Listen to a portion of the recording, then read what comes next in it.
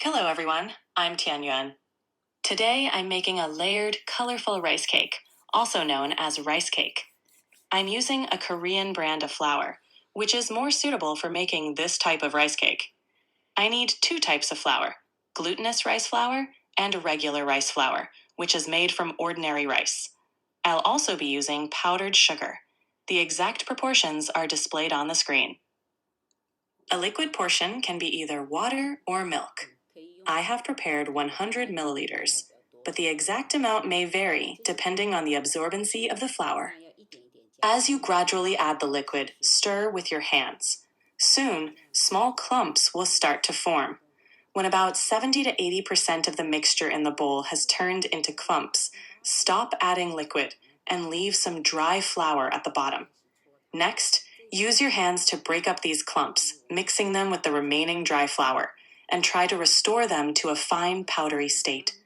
My suggestion is to err on the side of slightly more moisture, because you can still adjust it if needed. However, if it's too dry, it won't be easy to fix, and once it's steamed, there's no way to correct it. When you pick up the rubbed flour with your hands, it should form a clump, but as soon as you touch it, it should crumble apart. If it reaches this consistency, then it's good to go. Next, you can create your own version of this steamed cake. Today, I'm making a colorful one. So I steamed a purple sweet potato and a yellow sweet potato in advance.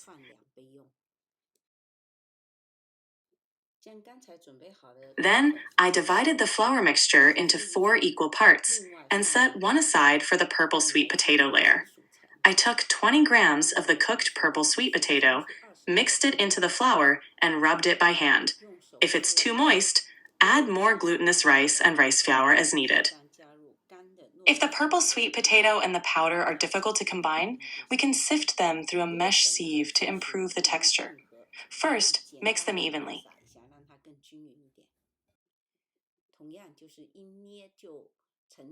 Using the same method, take another quarter of the powder, add 20 grams of yellow sweet potato, knead it into fine powder, and then shape it properly. Prepare a bamboo steamer, as it allows for good air circulation during steaming, resulting in a softer texture. The diameter of the bamboo needle basket is 8 inches. Also, have a piece of cheesecloth ready. Here's an important tip.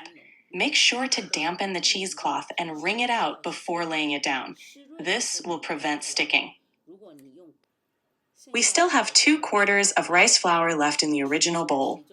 Now we take out a quarter of it and sift it onto the bottom of the bamboo steamer as the first layer.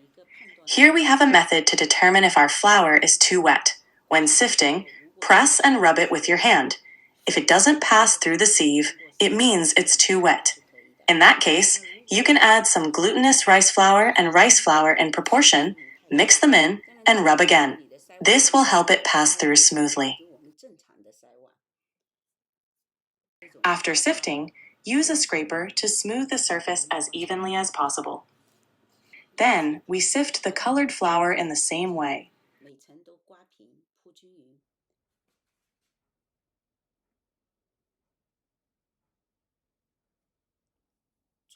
Finally, we cover the top with another layer of white flour. This completes our layering process. Now, bring the water to a boil first. Once it's boiling, place the basket inside, cover with a lid, and steam. You can use a small steamer with a basket on top, but today I'm using a large one and placing the basket inside. Both work fine. Steam for 40 minutes. Once done, remove immediately. Let it cool slightly, then take off the cheesecloth and cut into your preferred shape. I'm using a cake cutting tool today. Cut slowly to keep the layers intact. This steamed cake is very soft and sweet when it's freshly steamed. Of course, you can add something you like, such as vanilla extract. Mine isn't too sweet. Additionally, once it cools down, it becomes quite firm. So, if you want to eat it later, steam it again until it's heated through. When it's warm, it becomes wonderfully soft. That's it for today. Follow my channel for more delicious recipes. 希望大家也能喜欢，我们下期再见喽。